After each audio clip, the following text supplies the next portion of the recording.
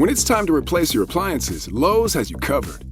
Get up to 35% off select major appliances. And members get more like free delivery, haul away, basic installation and parts, and a 2-year Lowe's protection plan when you spend $2,500 or more on select major appliances. Our best lineup is here at Lowe's. Valid through 2/25 while supplies last. Selection varies by location. Excludes Massachusetts, Maryland, Wisconsin, New Jersey, Florida. Loyalty program subject to terms and conditions. Visit Lowes.com/terms for details. Subject to change.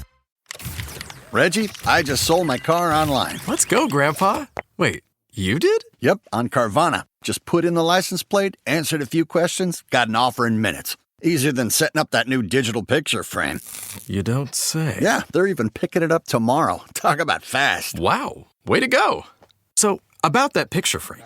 Forget about it. Until Carvana makes one, I'm not interested. Car selling made easy. On Carvana. Pickup fees may apply.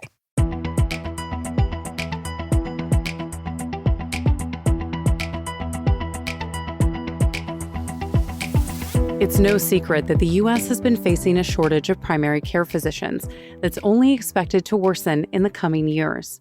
Despite some proposed solutions like giving more responsibilities to nurse practitioners, accessing your local physician continues to be a big issue for many people. In a lot of cities, including my city, Portland, the wait times for primary care are through the roof, and they've only gotten worse after COVID. And so you might see 6-month wait times. When you go see a physician, you might have to wait a long period of time to make that appointment or to make follow-up appointments.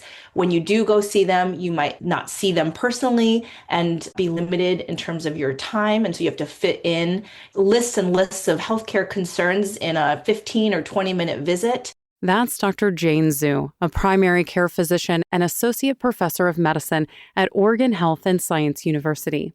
These significant barriers to care have carved a path for 2 alternative models to rise in popularity: direct and concierge primary care. They are really focused on like sort of a monthly or annual fee.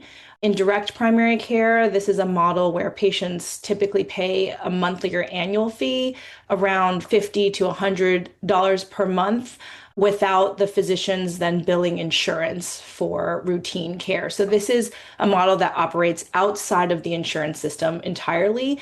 And within that fee, you might have as a patient included in those services visits with your doctor, asynchronous texting or messaging with your doctor. There may even be labs or in-office procedures that might be included in that charge. It essentially guarantees you quicker access to a physician than the traditional model. The concierge option is very similar, but Zhu says the fee is much higher, often in the thousands each year. And it's more of a retainer model. So you're keeping a payment for the clinician in order to get better access to those doctors. And in the meantime, the doctors are still continuing to bill your insurance. So it is not operating outside of the insurance system.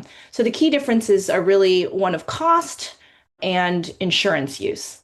Zhu says these models have started to become popular with patients who want more personalized attention from their doctors. However, she warns against using the direct model as a way to completely bypass insurance. Between emergency room visits and specialist appointments, health insurance is still necessary. But with that said, she notes that some patients are starting to add direct or concierge care on top of their current plan to get the exclusive benefits. They're choosing to pay an additional fee for improved access.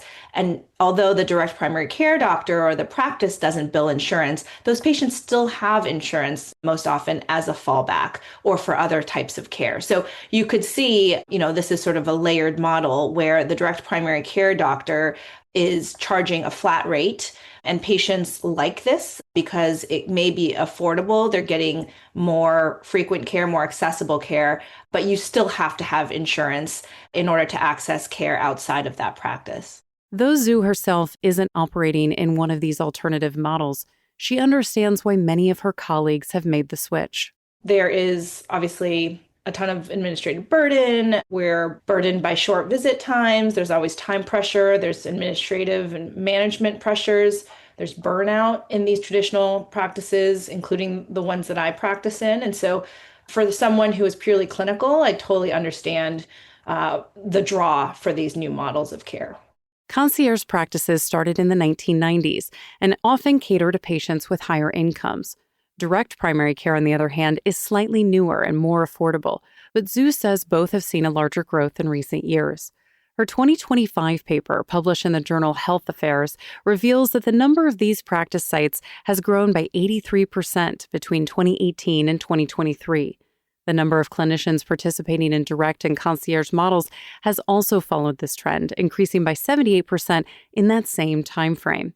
Zhu says one of the main draws for clinicians is the freedom these alternatives offer.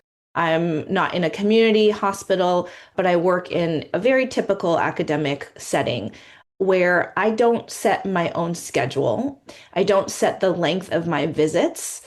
I very much have my practice influenced by administrators, as do a lot of physicians in practice these days.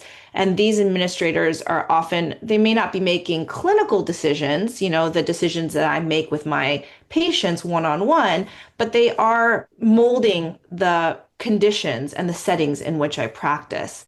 In addition to the greater autonomy, Zhu says having a flat fee instead of a fee-for-service structure helps increase the time physicians are able to spend with patients. If a patient comes in, there's nothing more that I would want to do than to spend an hour of my time with them and to build that patient-doctor relationship, to address all the concerns they're coming in with. If there's anything acute, to take care of those issues.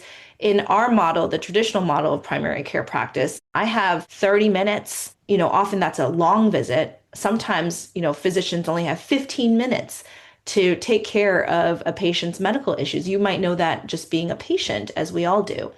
And so if you have the control of your schedule, of how you write your documentation, of how you bill, of how you charge, then that, for a lot of these direct primary care doctors, these concierge doctors, they see that as a way to take medicine back from increasingly corporate and administrative oversight.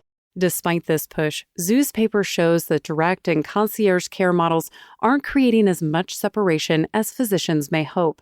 A key finding of her paper reveals that during the same time period of growth for independent operations, corporate affiliated practices grew by more than 500%. Corporate owners are increasingly owning these models of care, these practices, and potentially consolidating those as well. And so the reason this is, I think, worth noting and worth monitoring is because that might in and of itself change the philosophy and the incentive, the very basis of why these practices were formed in the first place as a response to these things happening across the healthcare system. And now that we're seeing that the same sort of ownership trends or the same organizational changes, structural changes might be happening in these groups of practices, I think that's worth monitoring over time because we want to make sure that despite those ownership models, or maybe because of those ownership models, we're not seeing changes in the way that clinicians are able to deliver their care, the pressures that they face, what they're charging, etc. Along with tracking corporate influence, we need to continue to monitor where any cracks appear in this new system. While there's a lot of good that can come out of these models, Zhu says it's too early to really see the negative impacts. For sure, some patients may benefit from having longer visits and better access, and physicians might actually stay in practice longer. They might have more professional satisfaction. They might have better autonomy. All of these things are really good. But when we look across the system, the healthcare system, what we need to keep track of and really monitor is whether increased growth in these membership-based care models could affect affordability or access for those that remain in traditional primary care. A potential weak point is the workload of physicians. In traditional care, Zhu says clinicians can be responsible for up to 3,000 patients. Once they move to a concierge or direct care program, that caseload drops down to a couple hundred. It's great for those patients to have more personalized attention, but what about the thousands left behind to face the traditional system that's already experiencing a severe physician shortage?